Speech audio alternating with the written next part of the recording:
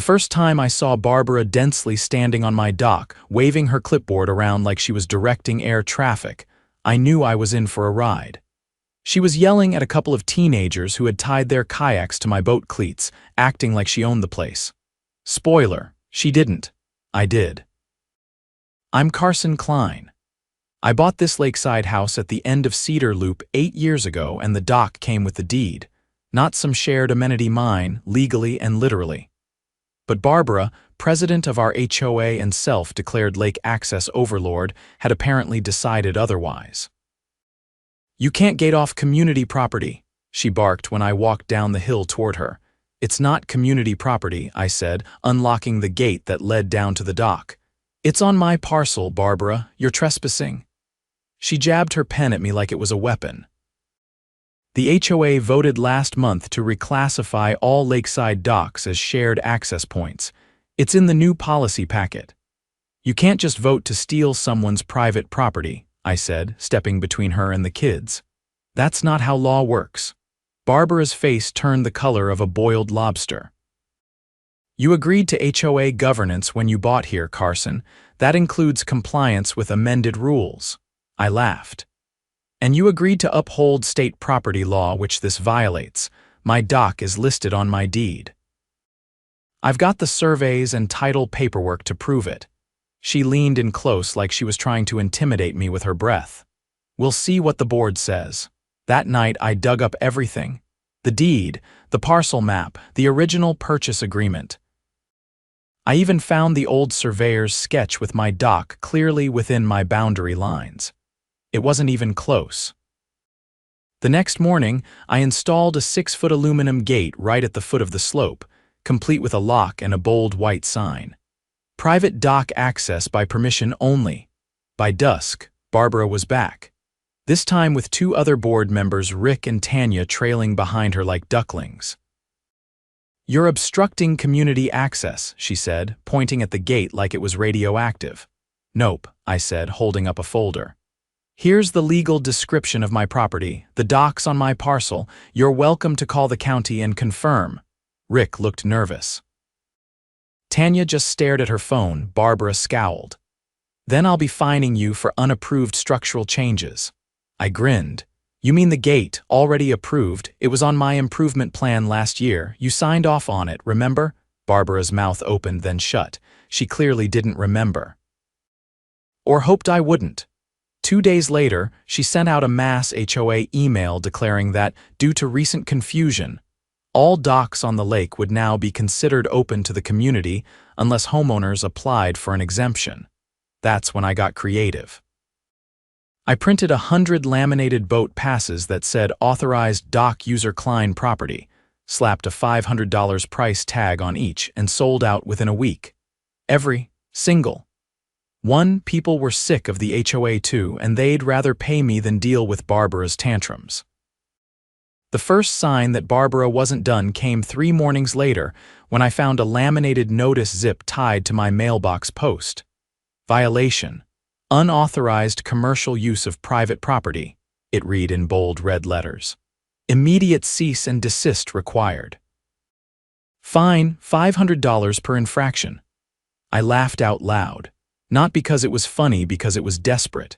There was no clause anywhere in the HOA's bylaws that prohibited charging others for access to private property. And I sure wasn't about to let Barbara invent one just because her power trip had hit a wall. I took the notice straight to Benji Palmer, a municipal code inspector I knew from back when I worked on the city's zoning committee. He read it, raised an eyebrow, and said, "They're fining you for allowing people onto your own dock. They claim it's a business." Benji snorted. "You're not operating a commercial marina. You're granting conditional access to a private structure. There's no zoning violation here. Nothing to enforce. Mind putting that in writing?" Already drafting it. With that in hand, I sent a certified letter to the HOA board, attaching Benji's signed statement and a copy of the city zoning code highlighted in 3 places. I gave them 7 days to revoke the fine. If they didn't, I'd file a formal complaint with the county's civil enforcement office. Barbara responded on day 8 with a new tactic. On a cloudy Thursday morning, I woke up to find orange spray paint marking a line across the bottom of my driveway, with small wooden stakes driven into the soil just beyond it. A laminated sign stuck between them read, "Proposed Easement Future Community Walkway." I didn't bother calling her. I called a drone pilot. A buddy of mine from my days in city planning, Marcus, had a license for aerial land surveys. By noon, he had flown over the area, captured footage, and overlaid property lines from the county GIS database. The walkway Barbara wanted. It sliced directly through my lawn and ended at the side of my boathouse. I filed a complaint with the county land records office that same day, attaching Marcus's footage and the survey overlays. Then, just to twist the knife, I forwarded everything to a local investigative reporter who ran a column on shady HOA practices. Barbara showed up at my door the next morning, raincoat flapping in the wind, clipboard in hand as usual. "You had no right to involve the press," she said, not bothering with pleasantries. "I had no choice," I said, stepping onto the porch and crossing my arms. "You marked up my property without a permit and proposed a walkway that would violate no fewer than 3 easement laws. We're acting in the community's interest, and I'm acting in defense of my property.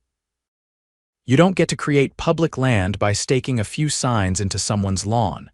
Her eyes darted toward the security camera mounted under the eaves. She knew it was recording. "You think you're clever, Carson, but the board voted on this. And the board doesn't override state land use law. You're overreaching again. And this time, I've got the county watching." She hesitated, then turned and walked away without another word. The next week, the HOA held an emergency board meeting in the clubhouse. I showed up with a copy of the county complaint, the aerial footage, and a letter from my lawyer, who had drafted a cease and desist demanding that the HOA remove all easement markers and retract their public use claims. The room was packed. Turns out word had spread about the boat passes, the fake fines, and now the attempted land grab. I wasn't the only one who had been targeted lately, just the only one fighting back. Barbara stood at the front, trying to steer the meeting with her usual spin. "We must consider long-term access for the enjoyment of all residents," she said, pacing like a televangelist. "Some homeowners have been monopolizing lake access for personal profit." I raised my hand. "I'd like to speak." She hesitated, then nodded, probably assuming she could shut me down mid-sentence. I stepped forward and set a folder on the table. "This is a packet containing the county's GIS overlay, the zoning inspector's written statement, and a legal notice from my attorney. You've repeatedly violated property boundaries, issued fraudulent fines, and attempted to establish an illegal public easement. The county is now investigating." Murmurs rippled through the room. Rick, one of the board members, leaned over to whisper something to Tanya, who straightened in her seat. For the first time, they didn't look like Barbara's backing chorus, they looked worried. I continued. "This HOA has no legal authority to reclassify private property. You knew that. You were warned. And now there's public documentation, thanks to an article that'll be running in tomorrow's paper. I suggest you all read it." Barbara opened her mouth, but I held up a copy of the article draft the reporter had sent me for confirmation. The headline read, "HOA Tyranny on the Lakefront, Residents Push Back Against Illegal Land Seizure." Tanya reached for the gavel. "Meeting adjourned," she said before Barbara could stop her. The article went live the next morning. It featured aerial maps, quotes from the inspector, and interviews with 3 other homeowners who had received similar fake violations. By noon, the story had been picked up by a regional news site. That's when things really unraveled for them. A city council member reached out to me directly and asked if I'd be willing to testify at a hearing about HOA abuse of power. I said yes. 2 days later, a notice went out from the county office that a formal audit would be conducted on the HOA's recent votes, fines, and expenditures. Turns out Barbara had been funneling HOA resources toward a private landscaping company owned by her cousin. That wasn't just unethical. That was criminal. The county sheriff's office opened a case. Barbara's house was raided within the week. They seized financial records, HOA meeting minutes, and her personal computer. I watched from my porch as she was escorted into a county cruiser, red-faced and shouting about how this was all a misunderstanding. Rick resigned the next day. Tanya followed, citing ethical concerns and a toxic leadership environment. The county froze the HOA's authority to levy fines and suspended all proposed property modifications until the audit was complete. As for me, I added an extra set of solar lights to the dock entrance and had a new sign installed, Klein Dock Private Use. Access granted to neighbors who respect boundaries and the law, the passes, still valid. But now they came with a bonus. A laminated copy of the original property survey, just in case anyone ever needed a reminder of where the line was drawn. A week after Barbara's arrest, the neighborhood felt like it had exhaled for the first time in years. Lawns still looked pristine, the lake shimmered like nothing had ever gone wrong, but for the first time people weren't watching their backs on their own property. The clipboard mafia had lost its head, but no one had forgotten what she'd tried to do, especially not me. I was in my garage organizing the heap of paperwork I'd accumulated: permits, drone footage, legal notices, when a dark gray sedan rolled up to my driveway. Two men stepped out in plain jackets, flash ID wallets already in hand. "Mr. Klein?" the taller one asked. "That's me," I said, wiping my hands on a rag. "We're with the state attorney's office, Financial Crimes Division." "Mind if we talk for a minute?" I led them into my living room, offered coffee, which they politely declined, and sat across from them as they opened a folder thick with printed documents. "We've been reviewing HOA financials going back 6 years, the shorter agent began. "Your case opened the door. What we've found suggests a pattern of embezzlement, bid rigging, and fraudulent contracting." I leaned back slowly. "That all Barbara? She's at the center of it, yes, but there's more," said the taller one. "Did you know your HOA collected over $400,000 in special assessments over the past decade?" I frowned. "We were told that went into storm drainage upgrades and shoreline erosion control." He flipped a page. "The erosion control project was never started. The contractor listed on those invoices doesn't exist. The address leads to a UPS store mailbox in another county." The shorter agent handed me a photocopy of a check. "The board president authorized this payment, and this one, he said, laying out 4 more. Totaling nearly $170,000, all to that fake vendor. "And she signed them all. Everyone," he said. "Where did the rest go?" "Some to a legitimate landscaping company, but we're investigating a kickback scheme there. 2 of the board members have financial ties to the owner. One of them co-signed a business loan for him last year." I whistled and shook my head. "We're compiling testimonies," the taller one said. "You've already spoken publicly, but we'd like an official statement, on record." I nodded. "Absolutely, just name the time." They thanked me and left. I stood there for a moment, watching their car disappear down the hill, then looked at the lake beyond the trees. Calm on the surface, but a whole mess of trouble underneath. Over the next month, subpoenas went out like confetti. 2 former board members were indicted. The HOA's bank accounts were frozen by court order, and a receiver was appointed to manage operations until the audit concluded. That meant no new fines, no policy changes, and no enforcement unless it came straight from the receiver's office. The best part: the receiver, Janice Dorrell, was a retired judge with a reputation for cutting through nonsense like a chainsaw through plywood. She called a town hall in the community center. When I walked in, every chair was filled. Janice stood at the front with a single binder and no projector. She didn't need one. "I'm here to clean house," she said. "What your board did was not only unethical, it was criminal. If you were complicit, you'll be dealt with. If you were a victim, speak up now or forever regret it. People lined up. One by one, residents told their stories: unauthorized fines, threats of lien filings, denied improvement requests followed by suspicious approvals for friends of the board.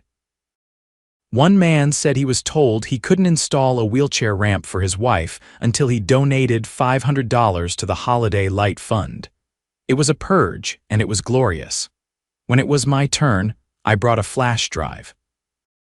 Janice plugged it into her laptop and played the drone flyover footage on a small monitor beside her. Then the overlay. Then the footage of Barbara marking up my property with spray paint and stakes. This is what happens when bad leadership goes unchecked, I said. They don't just abuse power, they start believing they're above the law. Janice nodded. That ends today. She appointed an interim board composed of random homeowners drawn by lottery and declared that any past violation still unresolved would be dismissed unless it had photographic evidence and timestamp documentation. 90% were tossed out that night. 2 weeks later, I got a letter from the state attorney's office. Barbara had accepted a plea deal. 5 years probation, restitution of $200,000, and a lifetime ban from serving on any HOA board in the state. She'd also signed over her home to pay the judgment. Rumor had it she moved to a trailer park 3 counties over. I wasn't celebrating yet. There was still the matter of the lakefront zoning ordinance that had let this whole mess fester, so I ran for city council. I didn't campaign with flyers or slogans. I hosted barbecues on my dock, opened the yard to neighbors, and told them exactly what I planned to do. Rewrite the municipal code to strip HOAs of any authority over private waterfront access unless explicitly granted by deed. I won in a landslide. At the first council session, I introduced the Waterfront Property Integrity Act. It passed unanimously. From that day forward, no HOA within city limits could touch a dock, levy water access restrictions, or classify lakeside structures as communal unless they were physically built by the HOA and listed in the original community charter. Property lines meant something again. As for the dock passes, I retired them. Instead, I built a community bulletin board at the base of the hill with a chalkboard that said "Today's guests. Welcome," followed by a list of names invited by me or my neighbors, and the gate, still there, still locked at night, but the key hangs on a hook by my back door. Anyone who asks politely gets it. We never saw another clipboard on the dock again. The first crack in the silence came from a letter I almost threw out. It looked like junk mail at first, standard white envelope, no return address, just my name typed across the front. But when I tore it open, a single sheet slid out. At the top, in black serif font, it read, "Notice of Civil Suit Klein vs. Cedar Loop HOA." I didn't file a civil suit. My confusion lasted less than a minute. At the bottom of the page was the signature of a law firm I recognized, Baxter & Rowe, out of the state capitol. High-powered, expensive, and not the sort who took on neighborhood scuffles. I called the number listed. The receptionist transferred me immediately. "Mr. Klein," said the voice on the line, cool and clipped. "We represent a class of homeowners from your HOA. Your actions regarding the dock brought something to light they weren't supposed to find." I stepped outside, letting the screen door swing shut behind me. "You're going to need to be a lot more specific. The board's insurance policy, the one they claimed they didn't carry, turns out it existed, and it was active during the years your former president issued fraudulent fines and misappropriated funds." "That means restitution," I said slowly. "It means much more," the lawyer replied. "The policy includes a rider for fiduciary misconduct, which means every homeowner who paid into the HOA during that period is entitled to a portion of the damages." I sat down on the porch step. "So that's why I got the letter. You're being listed as lead plaintiff. Your case started the chain reaction that uncovered the concealment. We're filing a motion requesting full payout of the policy, nearly $700,000. I didn't say anything for a few seconds, Just watched a blue heron drift down over the lake, wings spread like a kite in slow motion. "I'm in," I said. The court date was set for 6 weeks later. I spent the time compiling every document, every email, every time-stamped photo, and every piece of footage I hadn't already turned over. I even had a neighbor digitize the community meeting audio where Barbara had tried to bulldoze policy changes through with the chaos of a dictator in freefall. When the day came, the courtroom wasn't what I expected. No towering ceilings or echoing chambers, just a modest civil court with rows of chairs, a judge who looked like someone's grandfather, and a wall clock that ticked louder than the air vents. There were 17 of us listed as plaintiffs. Each one had a story. A widow whose garden fence was torn down after she refused to donate to a board initiative. A teacher who paid a fine for a non-compliant mailbox only to find it was identical to the board secretary's. A disabled veteran whose porch ramp was deemed aesthetic pollution. Our testimony was methodical. Every file we submitted was cross-referenced with bank records seized during the audit. The most damning moment came when the judge reviewed a batch of emails between Barbara and the landscaping company emails that explicitly discussed inflating invoices in exchange for preferred vendor status. The courtroom stayed quiet as the judge leaned back, rubbing his temple with 2 fingers. "I find the plaintiff's claims substantiated by overwhelming evidence," he said finally. "The court orders the HOA's liability insurance to cover the full claim amount, to be distributed evenly among current and former homeowners affected by the fraudulent activity." Then he turned to the defense table, where the HOA's remaining legal rep sat stone-faced. "And I am referring the matter of criminal fraud and intentional concealment of fiduciary documents to the county prosecutor's office for further action." That was the second time the courtroom went silent. 3 days later, I got a call from the prosecutor himself. "We've completed a forensic accounting review," he said. "Your HOA board didn't just misappropriate funds, they laundered them through shell accounts. Some of those funds were used to pay off personal debts, including a second mortgage on Barbara Densley's investment property. That's embezzlement and wire fraud," he added. "We're filing felony charges against 4 individuals: Densley, the former treasurer, the board secretary, and the landscaping contractor. All connected, all traceable. And the rest of the board cooperating. They've agreed to testify in exchange for immunity." The trial happened faster than anyone expected. Barbara tried to cut a deal, but the evidence was airtight. She ended up pleading guilty to 3 felony counts. The judge handed down a sentence of 6 years in state prison, with a mandatory minimum of 4.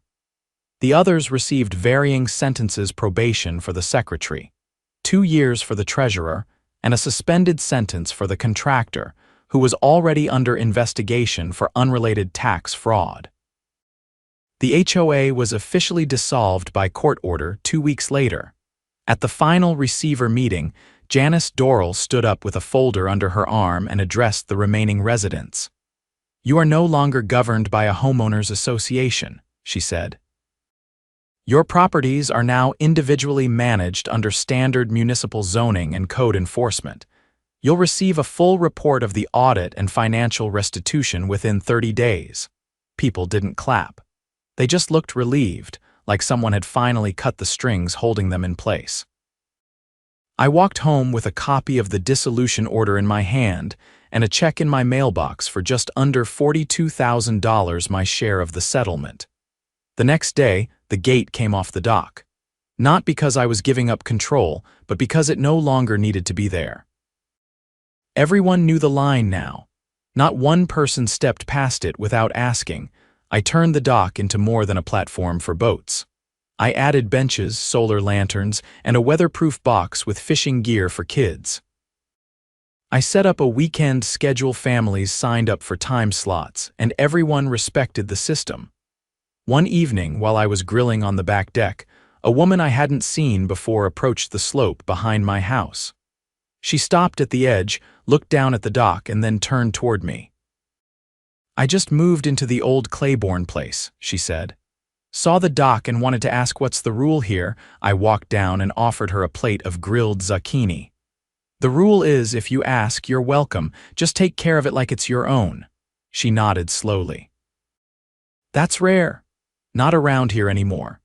As the sun dipped behind the trees, casting long shadows across the water, a few neighborhood kids ran down the slope, fishing rods in hand.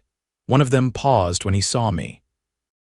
"Mr. Klein," he called, "can we use the bait box?" I raised my soda in the air. "Go for it. Just don't catch anything that bites back." Laughter echoed across the lake. It wasn't just about winning anymore. It was about rebuilding. Without fear, without fines, without someone with a pen and a clipboard trying to squeeze the soul out of a community, the HOA was gone. The law had done its job, and the dock had become something more than a battleground. It had become proof that when people stand their ground, even the loudest tyrants can stumble. And sometimes, they fall straight into the lake.